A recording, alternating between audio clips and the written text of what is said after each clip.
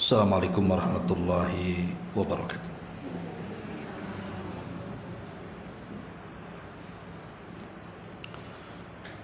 Alhamdulillah wassalatu wassalamu ala Rasulillah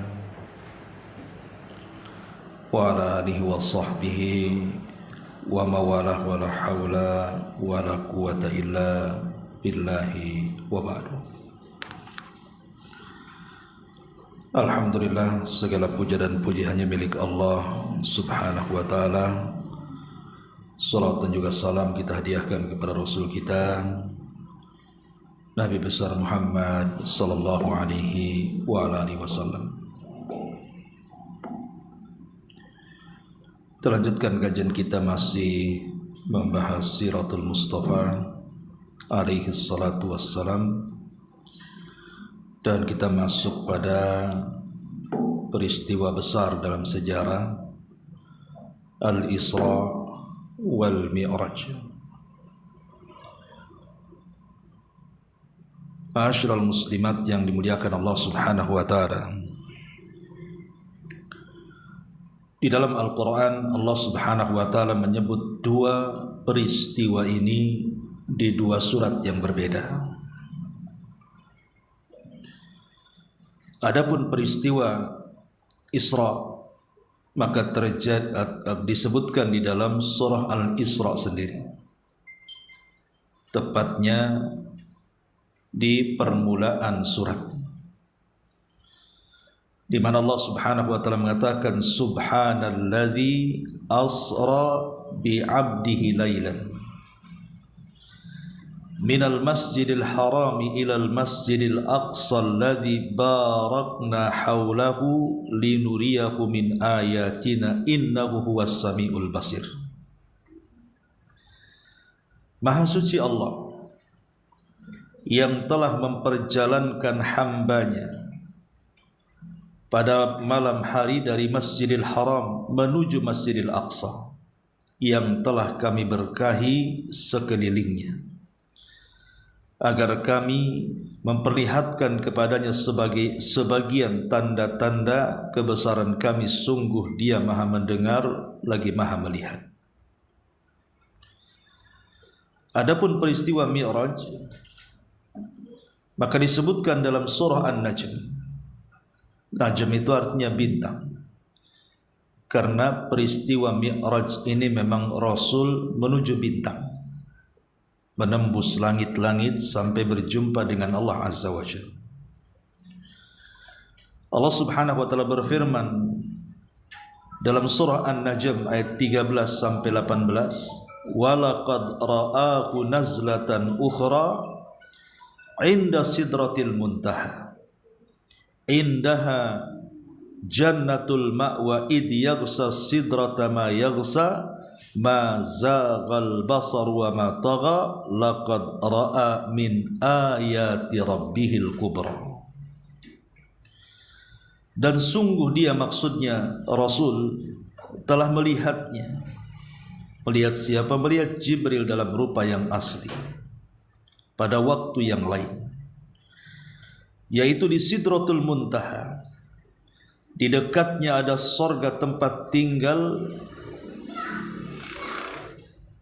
di mana ketika Sidratul Muntaha diliputi oleh sesuatu yang meliputinya, penglihatannya tidak menyimpang dari yang dilihatnya dan tidak pula melampauinya. Sungguh Dia telah melihat sebagian tanda-tanda kebesaran Rabb-Nya yang maha besar.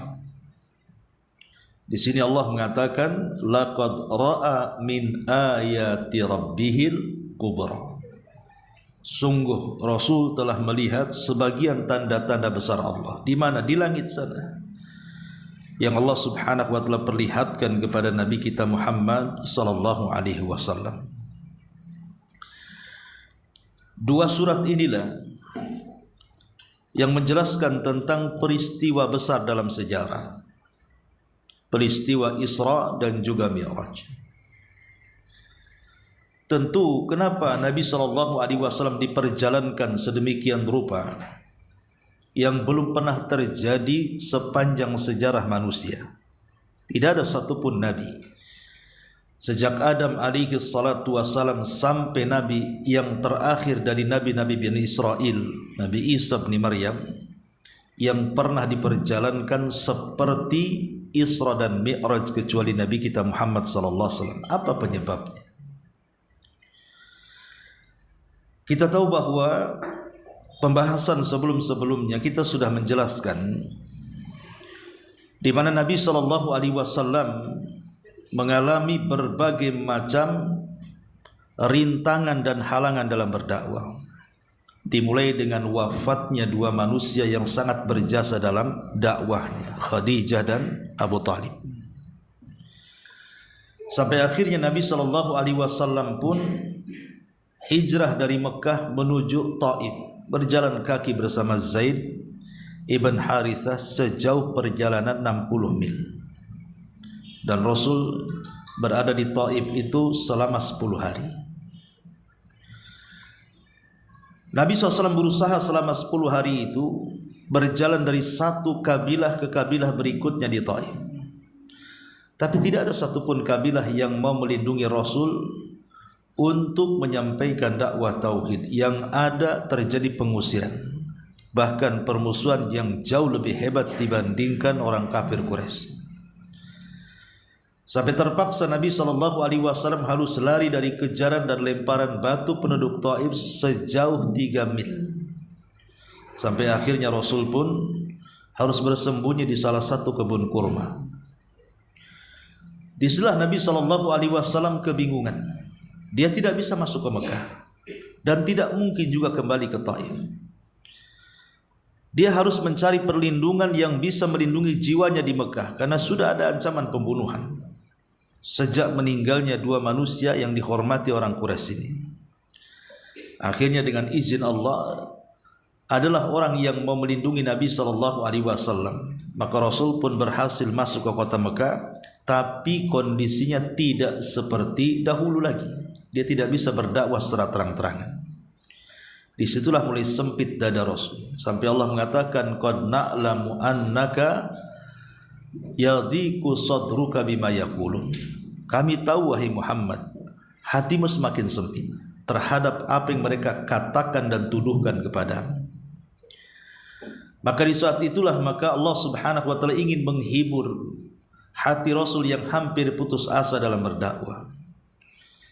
Maka satu malam disinilah terjadi peristiwa yang kita akan kisahkan, Isra dan Mi'raj.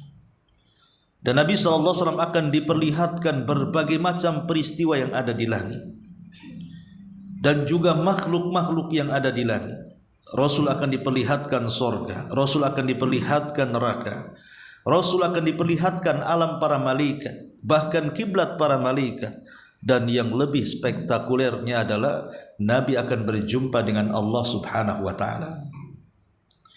Masyurul muslimat yang dimuliakan Allah Subhanahu wa ta'ala, di sini pengarang menjelaskan bahwa peristiwa Isra Mi'raj itu kalau ma'ruf di negeri kita selalu dibuat acara. Perayaan Isra Mi'raj itu di bulan Rajab. Tapi sebenarnya menentukan peristiwa Isra Mi'raj di bulan Rajab ini tidak tepat juga. Karena peristiwa Isra Mi'raj ini diperselisihkan para ulama tentang kapan terjadinya, di bulan apa terjadinya, dan berapa tahun ataupun tahun keberapa terjadi Isra Mi'raj ini. Ini masih perselisihan ulama sejarah panjang lebar. Bahkan di sini disebutkan ada beberapa pendapat. Ada yang mengatakan bahwa di sini peristiwa Isra itu terjadi pada tahun ketika Allah memuliakan beliau dengan mengangkatnya sebagai nabi. Inilah pendapat yang dipilih oleh At-Tabari. Jadi justru peristiwa Isra Mi'raj menurut Imam At-Tabari ketika Rasul diangkat menjadi nabi. Bersamaan dengan itu Rasul melakukan perjalanan Isra Mi'raj.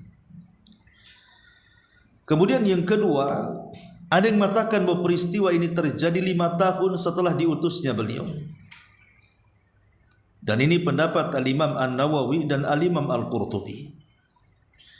Ada juga yang mengatakan bahwa peristiwa Isra Mi'raj itu terjadi pada malam 27 Rajab.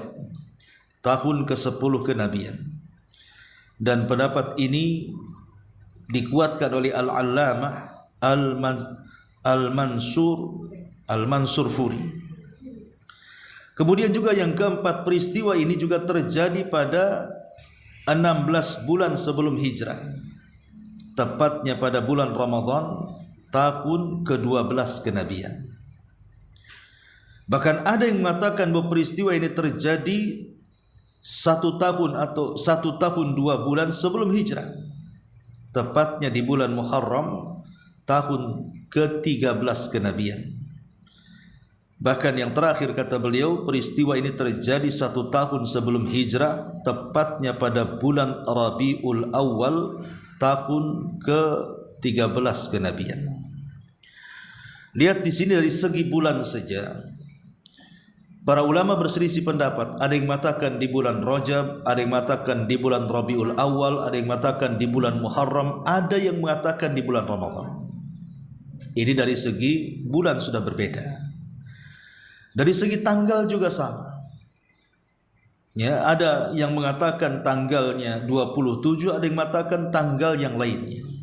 Bahkan dari tahun saja sudah berbeda. Ada yang mengatakan 1 tahun sebelum hijrah, ada yang mengatakan 2 tahun sebelum hijrah, ada yang mengatakan 16 bulan, macam-macam. Dari sini kita tidak bisa memastikan, karena banyaknya pendapat ulama sejarah tentang kapan terjadinya peristiwa besar ini.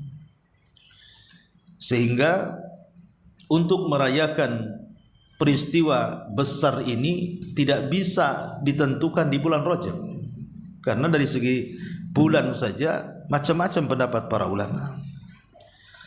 Ma'asyiral muslimat yang dimuliakan Allah Subhanahu wa taala, itulah penyebab kenapa Nabi SAW diisra mi'rajkan oleh Allah Subhanahu wa taala sampai menembus langit dan sampai ke Sidratil Muntaha, karena Allah ingin menghibur Rasul supaya Rasul semakin teguh lagi, dan Rasul akan mendapatkan pelajaran banyak setelah peristiwa ini. Nanti kita akan jelaskan apa pelajarannya. Satu malam Nabi SAW tertidur. Ada yang mengatakan Rasul sedang tidur di rumah Ummu Hani. Ada yang mengatakan Rasul sedang tidur di Hatib. Ada yang mengatakan Rasul sedang tidur di Hijr Ismail. Di malam itulah maka Allah Subhanahu wa taala mengutus Jibril alaihi salam untuk menjemput Rasul. Maka turunlah Jibril dan menembus rumah Nabi sallallahu alaihi wasallam yang ketika itu saya katakan ada di rumah Ummu Hani. Ada juga di Hatim dan ada juga mengatakan di Hijr Ismail. Dan langsung membelah dada Nabi sallallahu alaihi wasallam. Inilah pembelahan dada kedua kalinya. Setelah Nabi sallallahu alaihi wasallam dibelah dadanya ketika usia 5 tahun di pangkuan Halimah Sa'diyah di Bani Sa'diyah. Setelah itu maka tidak terjadi pembelahan dada. Ada yang mengatakan terjadi kedua kali saat Rasul diangkat menjadi nabi, dan ini yang ketiga kalinya. Tapi pendapat yang kuat wallahu alam, maka pembelahan dada itu cuma terjadi 2 kali. Saat di usia 5 tahun dan saat peristiwa spektakuler Isra Mi'raj ini. Setelah kemudian dibelah dadanya, dikeluarkan jantungnya, kemudian dicuci dari air zam-zam di bejana emas dan diisi hikmah-hikmah yang banyak dan kebijaksanaan, baru kemudian dimasukkan kembali dan dijahit kembali. Kenapa harus dibelah dadanya? Karena Nabi SAW akan diangkat ke langit, akan melihat banyak peristiwa besar di langit, akan melihat keajaiban-keajaiban langit dan makhluk-makhluk yang dirahasiakan Allah sebelumnya di langit. Kalau Rasul SAW tidak dibelah dadanya dan tidak dibersihkan, khawatir Rasul tidak bisa mengambil pelajaran. Khawatir Rasul akan mengalami ketakutan hebat di langit sana. Maka harus dibersihkan betul-betul bersih dan dimasukkan hikmah ke dalamnya. Makanya inilah kemudian alasan kenapa harus dibelah dada kembali kedua kalinya. Karena Rasul akan melihat sesuatu yang belum pernah dilihat sebelumnya. Baru setelah itu Nabi SAW bersama Jibril dibawa keluar Dan Allah Subhanahu wa taala sudah memerintahkan satu makhluknya di bumi, tunggangan para nabi, yang disebut dengan buraq. Buraq ini secara postur tubuh dia lebih kecil dibandingkan kuda, tapi lebih besar dibandingkan keledai, dan memiliki perawakan panjang dan berwarna putih, dan di malam hari akan bercahaya. Dalam riwayat Bukhari, sekali langkah itu sejauh mata memandang. Itulah binatang para nabi yang disediakan Allah Subhanahu wa taala. Lah ketika Nabi SAW hendak menunggangi buraq, dalam hadis yang lemah disebutkan bahwa yang namanya binatang tunggangan dan tidak pernah ditunggangi siapapun, tentu ketika hendak ditunggangi dia tidak mungkin mau. Kayak kuda liar, mau ditunggangi kalau tidak dilatih tidak akan ada yang bisa naik, pasti dia ngamuk. Itu kan wataknya binatang seperti itu. Lah buraq juga sama. Buraq awalnya tidak mau ditunggangi Nabi SAW karena bagi dia orang asing dan tidak pernah menunggang sebelumnya. Tapi Jibril alaihi salatu wassalam mengatakan kepada buraq, "Ya buraq, ma rakiba ahadun aqram min Muhammadin sallallahu alaihi wasallam." Wahai buraq, tidak ada manusia yang akan menunggangi dirimu yang lebih mulia dibandingkan Muhammad. Diam kau wahai buraq.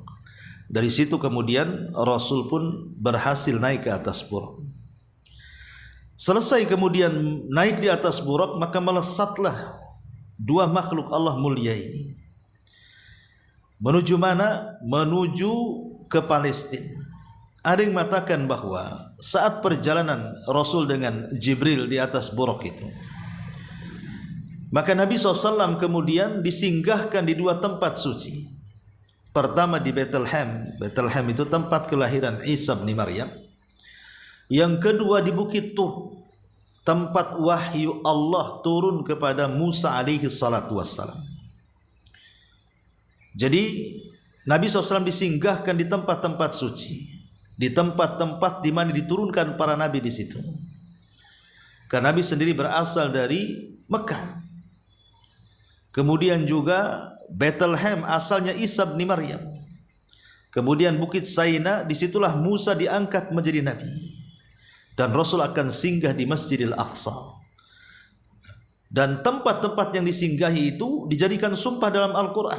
Wattini wazzaitun wa turi sinina wa hadzal baladil amin. Wattin artinya demi tumbuhnya tin. Tin itu semacam buah tin dan itu tumbuh di Syam. Ya. Begitu juga zaitun.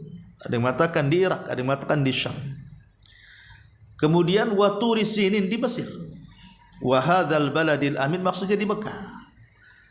Di mana dalam perjalanan Nabi SAW masuk ke dalam sumpah-sumpah ini. Karena Rasul kemudian ke tempat kelahiran Isa di Syam, kemudian ke tempat turunnya wahyu di Mesir, dan Nabi SAW berasal dari Baladul Amin Mekah dan sampai di Palestina, jantung kota daripada Syam. Disitulah Nabi SAW sampai di Masjidil Aqsa.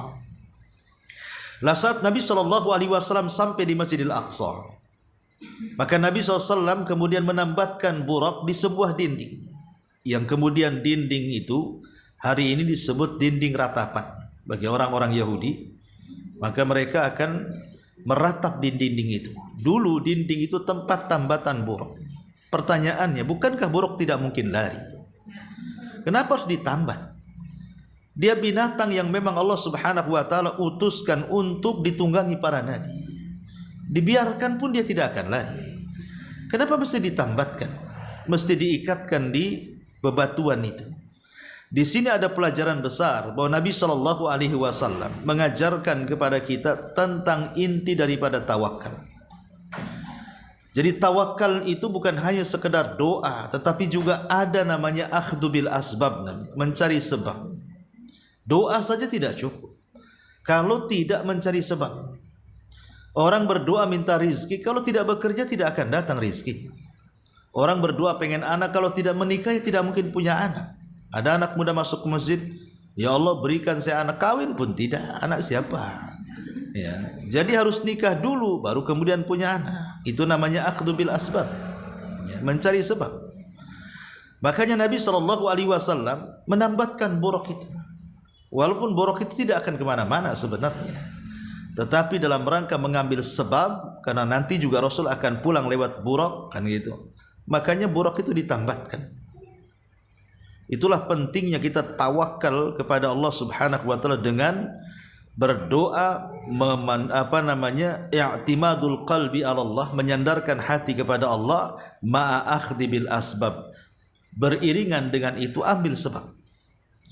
Lah kemudian setelah menambatkan buruk, kemudian Rasul sallallahu alaihi wasallam masuk ke dalam Masjidil Aqsa, masjid yang dibangun oleh Sulaiman alaihi salatu wassalam ini. Ketika masuk saja sudah ditunggu para nabi. Pertanyaannya, bukankah para nabi sudah meninggal?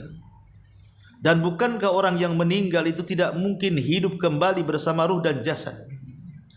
Maka ulama menjawab, boleh jadi mungkin para nabi itu datang ke masjid itu dalam bentuk ruh, yang kemudian ruh itu digambarkan di hadapan Rasul, seolah-olah Rasul sedang mengimami semua para nabi yang ada di Masjidil Aqsa itu. Jadi digambarkan kepada Rasul. Lah setelah kemudian Nabi SAW kemudian mengimami solat bagi para nabi dan Rasul, apa hikmahnya? Ada yang mengatakan bahwa kenapa Nabi SAW memimpin salat, seolah-olah para nabi dan rasul itu hendak mewakilkan estafet dakwah tauhid kepada nabi akhir zaman.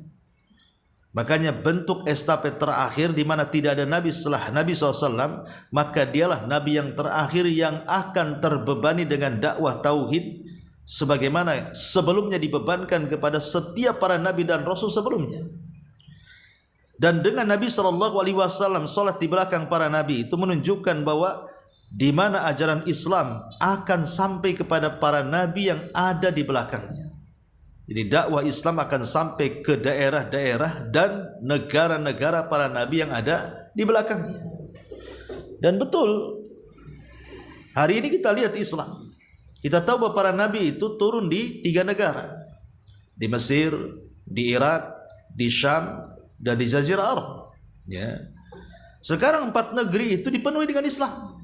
Mesir mayoritas Islam, Irak mayoritas Islam, Syam apalagi, Jazirah Arab apalagi, Mekah, Madinah dan sekitarnya. Dan bukan hanya sebatas 3 negara, 4 negara yang dijadikan sumpah dalam surah At-Tin itu, tetapi Islam sudah sampai ke seantero dunia. Hampir semua benua di dunia ada Islam. Ya. Di mana negara, bahkan negara yang mayoritas kafir saja ada Islamnya di situ. Rusia yang jelas-jelas kafir saja ada Islamnya di situ. Amerika juga sama, di Cina juga sama. Jadi semua benua ada Islam di situ. Itulah hikmah kenapa Rasul berimam dan makmumnya semua para nabi, seolah-olah ajaran Rasul akan sampai di negara para nabi yang diimaminya itu. Baru setelah itu Jibril datang dalam riwayat Bukhari membawa 3 minuman. Pertama Rasul ditawarkan susu, kemudian yang kedua dibawakan madu, kemudian yang ketiga dibawakan khamr. Tapi Rasul memilih susu dan meninggalkan madu dan khamr. Ketika kemudian Nabi SAW, padahal ketika itu khamr juga, dan riwayat susu dan khamr 2 saja. Kenapa Rasulullah SAW lebih memilih air susu dan meninggalkan khamr? Padahal khamr ketika itu kan belum diharamkan. Belum, masih boleh minum khamr. Belum diharamkan. Diharamkan khamr itu setelah Rasul hijrah. Peristiwa Isra Mi'raj ini sebelum hijrah, artinya belum ada pengharaman khamr. Tapi Nabi SAW mengikuti fitrahnya bahwa kalau dia memilih khamr, maka akan celaka dan mencelakai umatnya. Karena khamr itu walaupun ada manfaatnya, madaratnya lebih banyak. Akhirnya kemudian Nabi SAW memilih air susu. Melihat itu Jibril mengatakan, asabtal fitrah, engkau telah mencocoki fitrahmu. Wa hudita wa hudiyat ummatuka, engkau dapat hidayah dan umatmu pun akan dapat hidayah. Sebab kalau engkau memilih khamr, maka akan ghawat ummatuka, umatmu akan tersesat. Lah dari sinilah berakhir peristiwa yang disebut dengan Isra. Inilah peristiwa Isra sampai di sini. Karena Isra sendiri adalah perjalanan yang dilakukan di malam hari. Ibu kalau habis Isya kemudian jalan cari makan itu disebut Isra. Ya. jalan di malam hari, kuliner. Ya, Isra itu kan perjalanan yang dilakukan di malam hari secara bahasa. Ya. Tapi secara istilah maksudnya perjalanan yang dilakukan di malam hari oleh Nabi SAW dari Masjidil Haram ke Masjidil Aqsa yang diberkahi. Ma'asyiral muslimat yang dimuliakan Allah Azza wa Jalla, baru setelah itu ada peristiwa yang kedua yang disebut dengan Mi'raj. Mi'raj ini diambil dari kalimat araj. Araj itu artinya semacam tangga. Ya, semacam tangga. Kodimol itu diistilahkan dengan lift atau eskalator. Itu namanya araj. Mi'raj itu tempat naik ke atas. Ya. Lah Nabi SAW diizinkan oleh Allah Subhanahu wa taala untuk naik ke atas. Bagaimana caranya? Dibawa oleh Jibril. Jibril yang membawa Nabi SAW naik ke atas langit. Maka Nabi SAW kemudian diangkat oleh Jibril naik ke atas langit. Ketika sampai di langit pertama, maka Jibril mengetuk pintunya, karena langit itu berbentuk bangunan, ada pintunya. Wa futihatis sama fakanat abwaba. Langit itu ada abwab, ada pintu. Tidak sembarang orang naik ke langit. Dan tidak ada orang yang bisa naik ke langit kecuali dengan izin Allah dan kuasa Allah. Sehingga sering saya katakan, kalau dulu ada kisah Neil Armstrong naik ke bulan, bisa iya, bisa tidak. Bisa iya, bisa tidak. Kenapa iya, kenapa tidak? Kalau maksudnya bulan itu di bawah langit, ya Neil Armstrong bisa naik ke bulan, karena kan di bawah langit. Tapi kalau Neil Armstrong naik ke bulan dan posisi bulan di atas langit, mustahil Neil Armstrong naik ke bulan, karena langit itu bentuk bangunan, harus ada pintunya. Neil Armstrong harus lewat pintunya. Tapi kalau di bawah langit ya mungkin, karena di bawah langit tidak ada pintu, siapapun bisa naik, ya kan? Tetapi itu pun masih menjadi perselisihan orang-orang cerdas, orang-orang pakar, orang-orang pintar. Apakah betul Neil Armstrong sampai ke bulan atau tidak, kan masih diperselisihkan. Ada yang percaya, ada enggak, kan itu ya. Yang enggak percaya berhujah juga. Enggak mungkin lah naik ke bulan katanya. Alasannya apa? Pesawat yang ngapit dia saja ada 2 pesawat, lepas satu, sampai di sana bingung mendarat di mana dia mendarat. Pada bandara Hang Nadim di bulan tuh. Ya. Mana caranya? Pulangnya cemana? Ya. Jadi berangkatnya gimana, pulangnya gimana? Itu kan tidak dijelaskan. Belum lagi bendera yang ditancapkan berkibar-kibar pada kedap oksigen macam-macam kan. Oh, itu ada yang mengatakan itu film Hollywood dan lain-lainnya kan. Macam-macam cerita. Ya ada juga yang meyakini mungkin saja dia naik ke bulan. Ya. Tetapi ada sebagian ulama Islam menolak, seperti Imam Shinqiti dalam kitab Adwa'il Bayan menolak. Ya, karena menukilkan firman Allah surah Ar-Rahman, ya ma'syaral jinni wal insi in istata'tum an tanfudhu min aqtaris sama'i wal ardi fanfudhu la tanfuduna illa bisultan. Jin dan manusia, kalau kalian ingin naik ke langit, naiklah ke langit sana.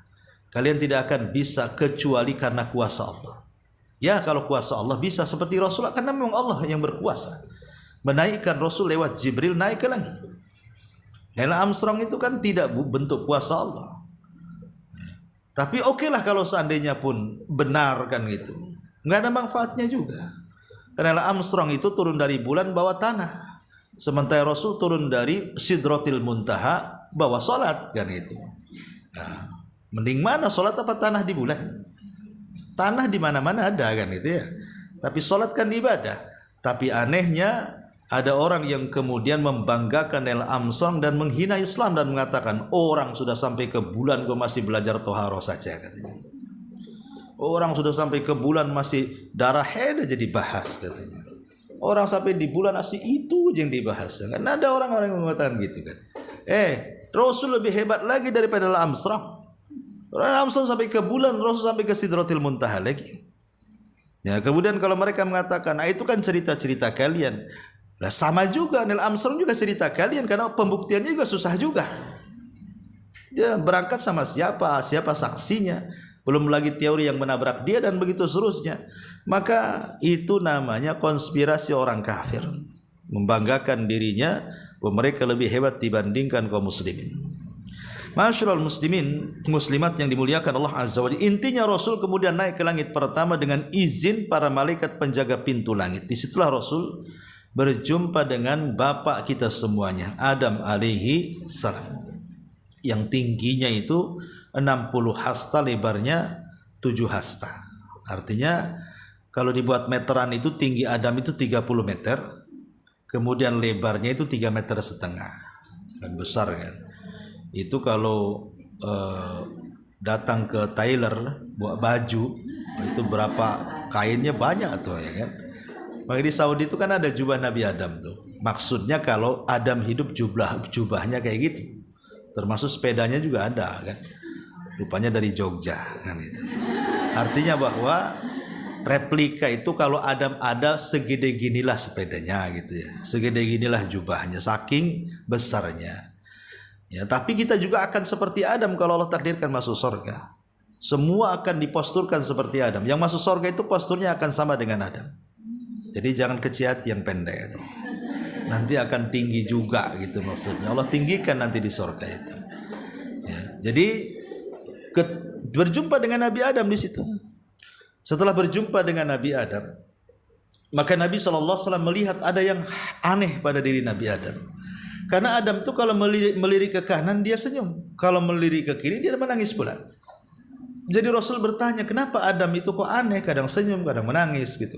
Maka Jibril mengatakan, karena dia melihat ada ruh keturunannya yang Allah takdirkan masuk surga, dia pun senyum. Tapi ada ruh yang dari keturunannya yang masuk neraka, dia pun sedih. Jadi ketika itu Nabi SAW kemudian naik ke langit kedua, berjumpa dengan Nabi Isa dan Yahya alaihi wassalam. Setelah berjumpa dengan Yahya dan Isa alaihi wassalam, maka Rasul naik lagi ke langit ketiga, berjumpa dengan Nabi Allah Yusuf. Ya, Nabi Allah Yusuf, dan Nabi Allah Yusuf banyak pelajaran yang diambil Nabi. Dari Nabi Yusuf itu banyak pelajaran yang diambil Nabi. Makanya kalau ibu baca surah Yusuf, ya, surah Yusuf itu turun saat Nabi SAW sedang sedih. Ketika meninggalnya Khadijah, meninggalnya Abu Talib, Rasul sedih. Karena seolah-olah orang-orang yang berjasa, yang melindungi dirinya itu sudah meninggal. Makanya untuk menghibur Rasul, Allah turunkan surah Yusuf. Di mana seolah-olah surah Yusuf ini kan menggambarkan bagaimana penderitaan Yusuf itu luar biasa. 10 tahun dicemplungkan ke sumur oleh saudaranya. Kemudian ketika diselamatkan, yang menyelamatkan rupanya para peniaga dan menjadikan dia budak. Kemudian sampai di Mesir, dijual belikan Pak di Mesir kan itu. Sampai kemudian rupanya yang membeli adalah orang pejabatnya Mesir. Alhamdulillah adalah sedikit ketenangan. Ketika sudah 10 tahun rupanya harus dijebloskan ke penjara karena dia menolak ajakan Julaiha dan macam-macam kisahnya. Artinya penderitaan demi penderitaan Nabi Yusuf itu, perjalanan hidupnya. Tetapi akhirnya wa asa an takrahu syai'an wa huwa khairul lakum. Terkadang apa yang Anda anggap benci rupanya itu ujungnya sebuah kebaikan dari Allah. Seolah-olah kisahnya Nabi Yusuf itu menghibur Nabi. Ya memang selama ini kau banyak ujian cobaan dalam berdakwah. Nanti ada satu saatnya kau akan senang. Ya. Makanya juga Nabi SAW sampai di perjumpaan dengan Nabi Yusuf di langit ketiga. Baru naik ke langit keempat diperjumpakan dengan Nabi Idris. Ya. Kemudian naik ke langit berikutnya diperjumpakan dengan Nabi Harun di langit kelima. Dan pelajarannya adalah karena Harun itu orang yang sangat dicintai Bani Israel, berbeda dengan Musa dibenci Bani Israel. Sama-sama Nabi Bani Israel, tapi Harun itu dicintai karena kelembutannya. Nabi Musa dibenci karena keras. Ya. Apalagi Harun itu dari kecil sampai diangkat jadi nabi, sampai meninggal tidak pernah keluar dari Bani Israel. Tapi Musa kan dari kecil sampai dewasa di rumah Fir'aun, yang musuhnya Bani Israel. Setelah dewasa kemudian dia membunuh, akhirnya hijrah ke Madian. 10 tahun di Madian.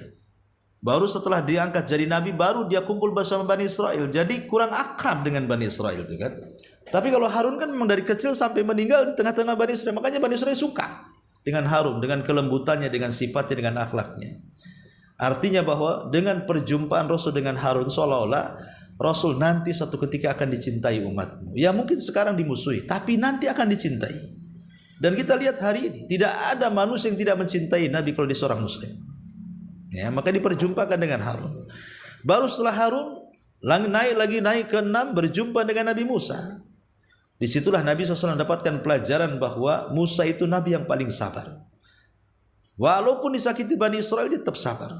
Sampai Rasul mengatakan rahimallah akha Musa laqad udhiya katsiran fasabara.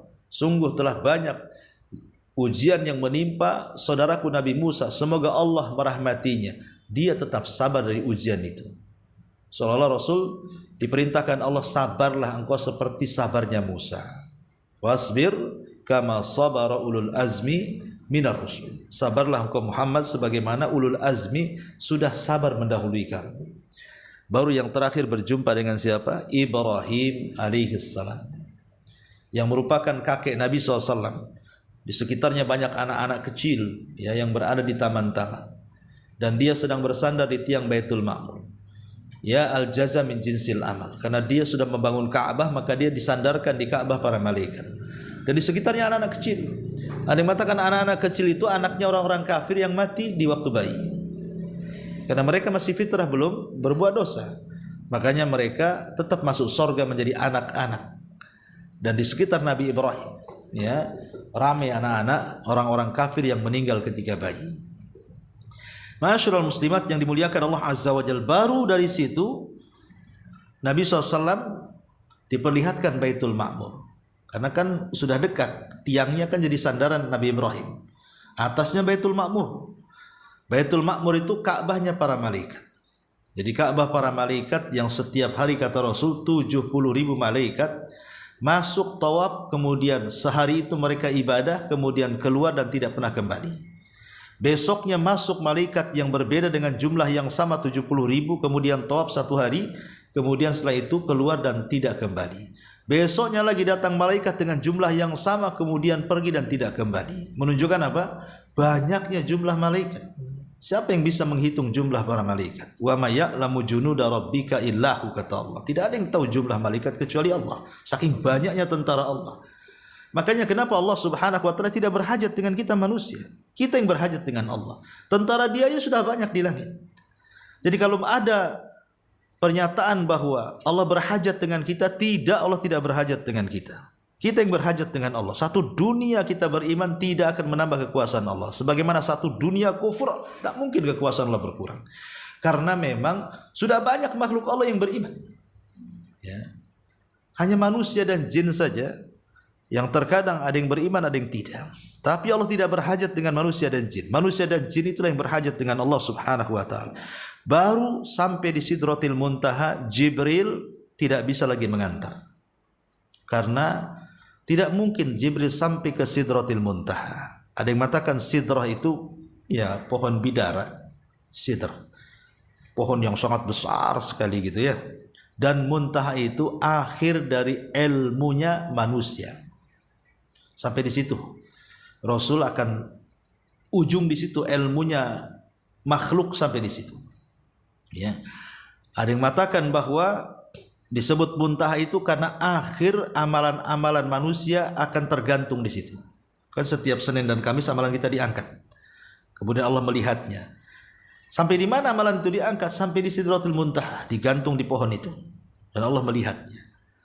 Ya, jadi itu akhir dari ilmu makhluk, ada yang mengatakan begitu, ada yang mengatakan akhir dari perjalanan amal saleh yang diangkat malaikat terakhir sampai di situ. Tapi Jibril tidak bisa naik ke situ. Sehingga kemudian Jibril pun merubah bentuknya, itulah yang disebutkan dalam surah An-Najm tadi. Laqad ra'ahu inda sidratil muntaha tadi. Rasul melihat kedua kalinya Jibril dalam bentuk asli merubah dirinya menjadi makhluk yang bersayap. 600 sayap yang terbentang satu sayap aja antara barat dan timur, atau dengan istilah hadis itu saddal ufuk, menutupi langit. Ya. Itulah dua kalinya Rasul melihat Jibril dalam bentuk asli. Baru setelah itu Rasul naik dengan menggunakan sayap, dan bahasa Arab disebut rop-rop, diletakkan di bahunya kemudian terbang sendiri. Baru sampai di Sidratil Muntaha. Disinilah kejadian besar terjadi, di mana Nabi SAW berjumpa dengan Allah Subhanahu wa taala, kemudian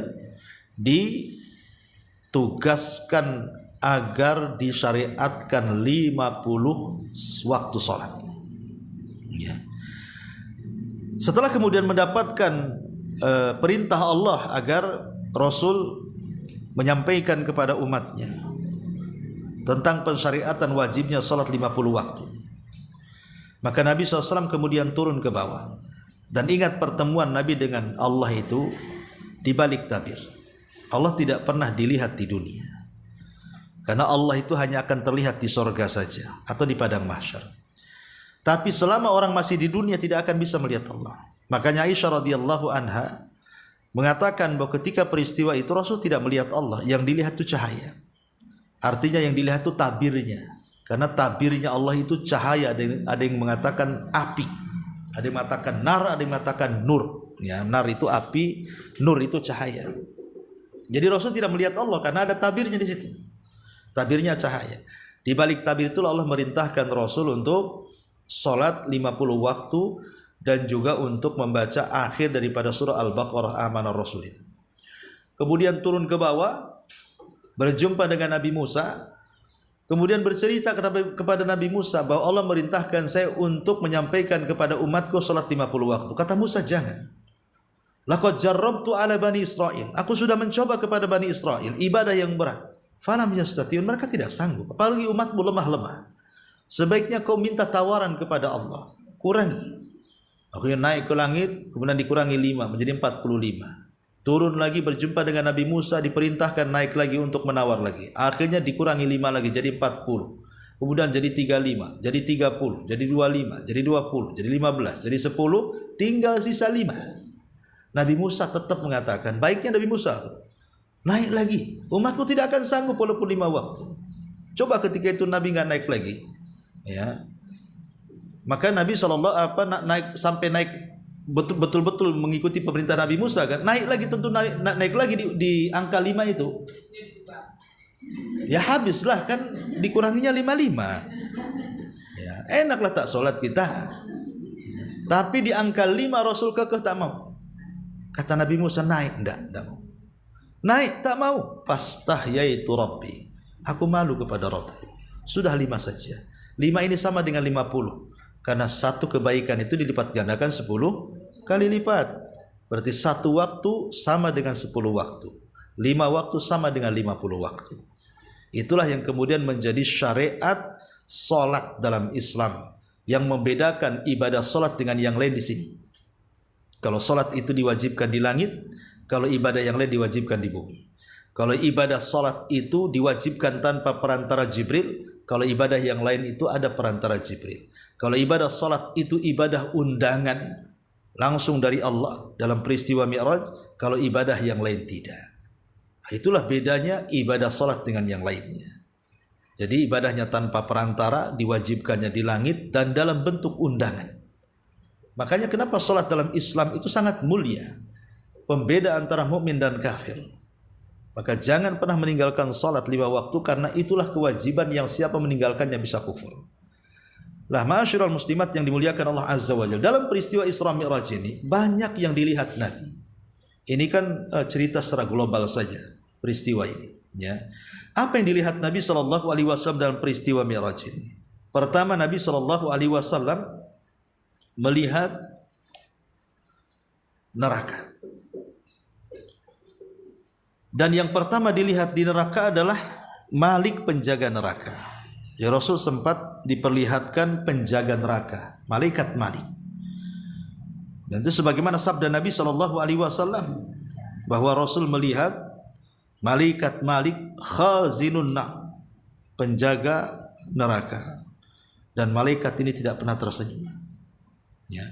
Kemudian juga dalam peristiwa Mi'raj tadi saya sudah jelaskan, Rasul diperlihatkan Ka'bahnya para malaikat, Baitul Ma'mur. Lah, Baitul Ma'mur itu posisinya itu di atas Ka'bah. Kalau dia jatuh menimpa Ka'bah, jadi satu garis dengan Ka'bah, itulah Baitul Ma'mur, ya. Kemudian Nabi SAW juga diperlihatkan Nahrul Kautsar, telaga Kautsar. Kata Nabi SAW, telaga Kautsar ini wa huwa nahrun a'tahu Allahu li nabiyhi ikraman lahu hafatahu wal hasal ladzi fi qa'rihi minal lu'lu' wa turbatuhu minal miski. Jadi Nabi SAW diperlihatkan telaga Kautsar yang di dua tepinya terdapat rumah-rumah kecil yang terbuat dari mutiara yang berongga dan tanahnya berbau harum seperti harumnya minyak misik. Ya. Kemudian yang keempat diperlihatkan dengan peristiwa yang terjadi di neraka. Apa saja yang terjadi di neraka? Pertama, Nabi SAW diperlihatkan ada orang yang diazab dengan azab yang berbagai macam. Jadi Rasulullah SAW melihat ada orang diterlentangkan.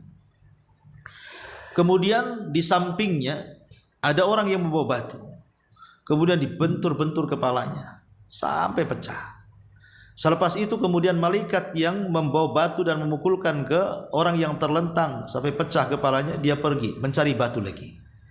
Setelah mencari batu dan dapat batu, rupanya kepalanya sudah balik lagi. Kemudian dibenturkan lagi, hancur lagi. Dia cari batu lagi. Setelah dapat batu balik lagi kepalanya itu. Asing gitu saja azabnya. Jadi Rasul mengatakan kepada Jibril, "Mahadha, kok azabnya aneh kali orang ini. Apa dosanya?" Maka Jibril mengatakan, itulah orang-orang yang saat datang waktu sholat sengaja dia tidur. Datang azan sengaja dia tidur, bukannya sholat. Ya, justru dia meninggalkan sholat malah dia keasikan tidur. Itulah hukumannya. Naudzubillah. Ya. Kemudian Nabi SAW diperlihatkan ada orang yang kemudian bibirnya atau mulutnya dingangakan. Kemudian dimasukkan pisau semacam cerulit, kemudian ditarik, dirobek sampai ke tengkuknya sebelah kanan. Kemudian setelah robek dari sebelah kanan sini ya sampai ke tengkuknya, maka dicabut, kemudian dipindahkan ke sebelah kiri. Kemudian ditarik sampai ke tengkuknya, tapi yang kanan sudah balik lagi. Ya, sudah sembuh lagi. Dengan menjerit-jeritnya dia. Asih bolak-balik saja kiri kanan. Karena setiap digores sembuh lagi. Begitu sampai dia menjerit-jerit. Seolah-olah azabnya tidak berhenti. Akhirnya kemudian Nabi SAW bertanya, "Ma'hadan, kenapa azabnya orang ini?" Maka Jibril alaihi salatu wasallam menjelaskan, orang ini dia suka berdusta dan dustanya itu sampai melambung ke ufuk katanya. Apa maknanya dustanya sampai melambung ke ufuk itu? Maksudnya dustanya itu sampai kemana-mana. Kalau orang dulu berdusta menyebarkan hoax itu agak sulit menyebar. Karena biasanya kalau dari mulut ke mulut, ke telinga itu agak lama. Kalau zaman dulu kan belum ada handphone kan, dari katanya kan itu ya. Katanya si anu, katanya si ini. Mungkin satu kampung itu seminggu baru tersebar kan. Kalau sekarang mana? Ibu tulis saja di Facebook gitu ya, buat berita hoax. Hari ini di-share, hari ini sudah tersebar. Satu dunia lagi orang bisa terkena hoax. Ya, jadi itulah namanya dusta sampai melambung ke ufuk tuh. Banyak korbannya. Nah itulah siksanya seperti ini. Kemudian ada juga yang kemudian Rasul diperlihatkan orang-orang yang diberikan kuku terbuat dari tembaga. Jadi kukunya tiba-tiba tumbuh sendiri, tapi kukunya itu terbuat dari tembaga. Tiba-tiba kemudian dengan sengaja kuku itu mencakar-cakar wajahnya. Cakar wajahnya, kemudian dicakar dadanya. Ya, lihatlah tembaganya. Sampai robek, sampai ke dalam, sampai tulangnya nampak. Dan dia tidak bisa menghentikannya, padahal dia sendiri yang mencakar. Bayangkan, sampai darah kemana-mana. Tapi setelah dia mencakar kemudian wajahnya sampai rusak, setelah itu dia mulai mencakar dadanya, wajahnya balik lagi.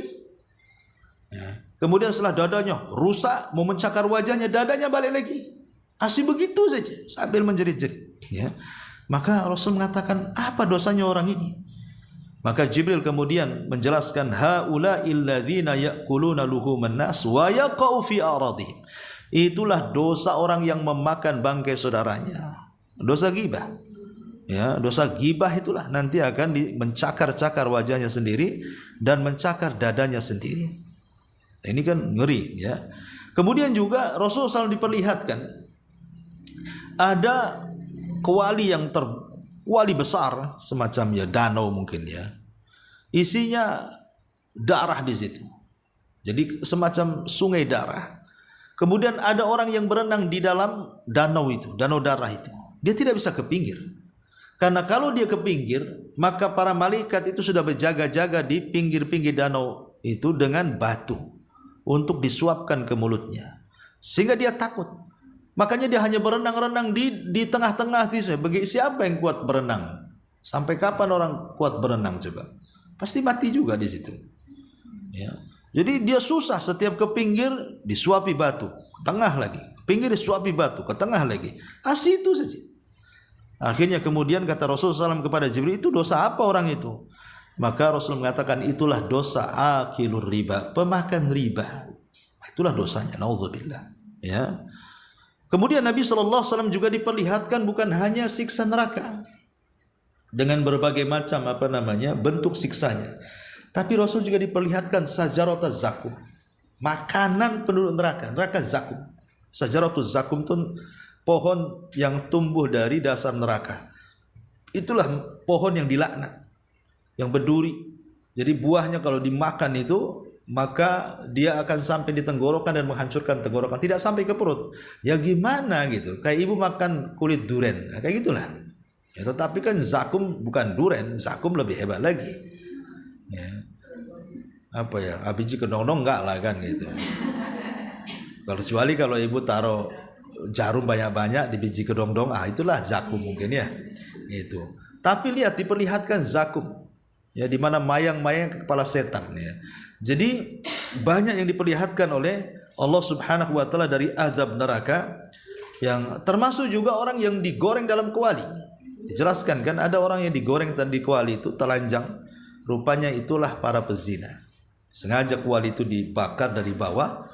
Kemudian ada laki-laki dan perempuan yang telanjang, kepanasan dalam kuali itu. Setelah ditanya siapa mereka dan azabnya apa, maka Jibril mengatakan itulah az-zaniyah, az-zani waz-zaniyah, laki-laki yang berzina dan wanita yang berzina.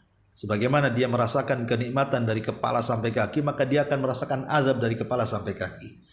Jadi itulah juga di antara azab-azab yang diperlihatkan oleh Allah kepada Nabi dalam peristiwa Isra dan Mi'raj itu. Ya. Bahkan dalam riwayat juga banyak yang diperlihatkan Rasul, seperti dalam riwayat Bukhari. Ya. Kata Nabi SAW, "Ra'aitu lailata usriya bi Musa rajulan Adam tuwalan ja'dan ka'annahu min rijali sanu'ah wa ra'aitu Isa rajulan marbu'a al-khalqi ila al-khumrah wal bayad sabita ra'si wa ra'aitu malika khazinal nari wad dajjal fi ayati arahunna Allah iyahu fala takun fi miryatin min liqa'i." Kata Nabi SAW, pada malam Isra aku melihat Musa yang berkulit sawo matang, tinggi, kemudian rambutnya keriting, seolah-olah pemuda Sanu'ah, kabilah dari Qattan, itu warnai kulitnya hitam kayak ya.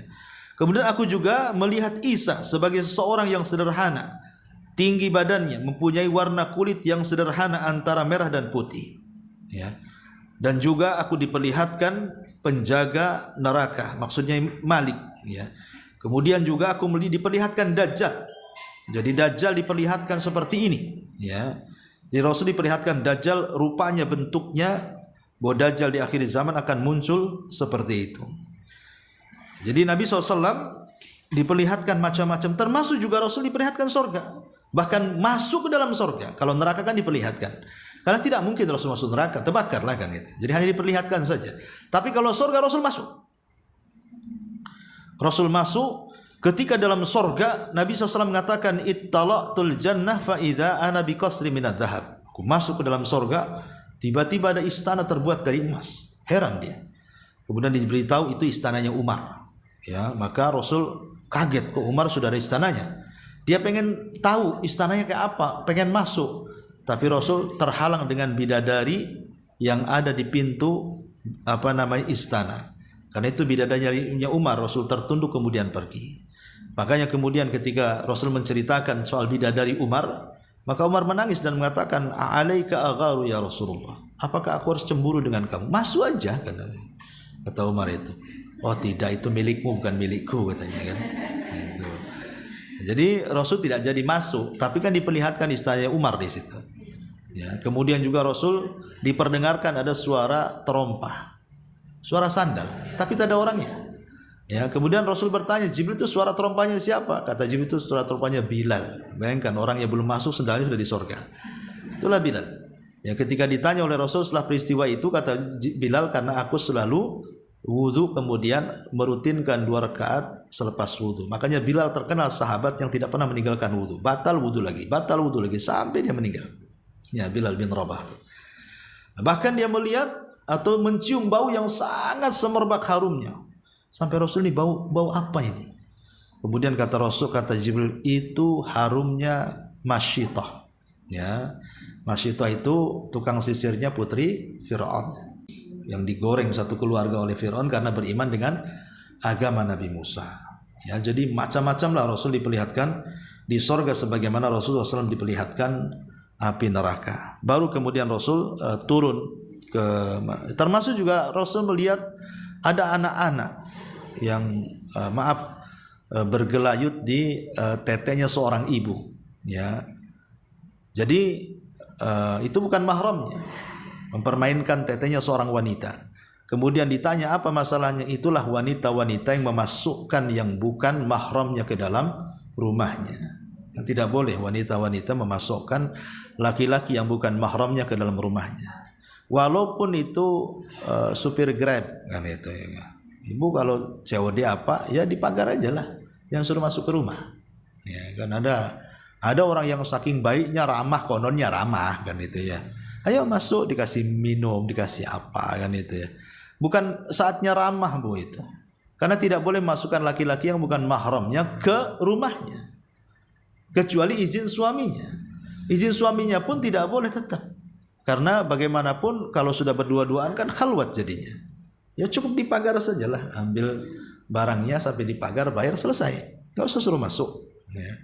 Dan banyak ya, Ibu nanti baca sendiri. Saya kan hanya meringkas dari tulisan ini saja, sambil ditambah dan dikurang sedikit lah ya.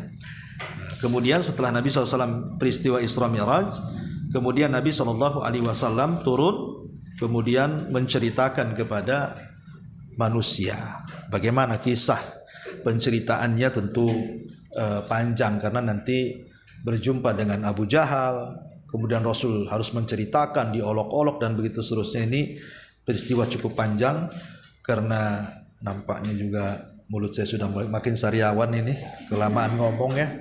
Jadi sampai di sini saja. Ya, mungkin sebelum saya tutup silakan kalau ada yang mau bertanya.